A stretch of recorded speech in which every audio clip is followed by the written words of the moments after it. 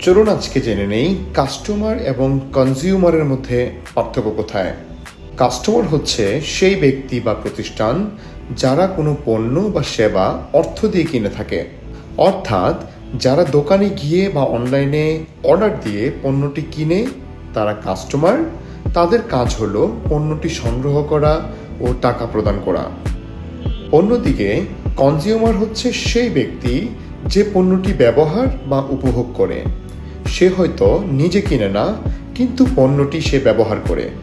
Consumer মূলত পণ্যটির ভোক্তা। অনেক সময় একজন মানুষ একই সাথে কাস্টমার ও কনজিউমার হতে পারে। যেমন আপনি যদি আপনার জন্য একটা পানির বোতল কিনেন এবং তা নিজে খান, তাহলে আপনি দুটোই, অর্থাৎ কাস্টমার এবং কনজিউমার। তবে অনেক সময় এই দুটি আলাদা হয়। যেমন ধরুন, একজন মা তার সন্তানের জন্য বিস্কুট কিনলেন।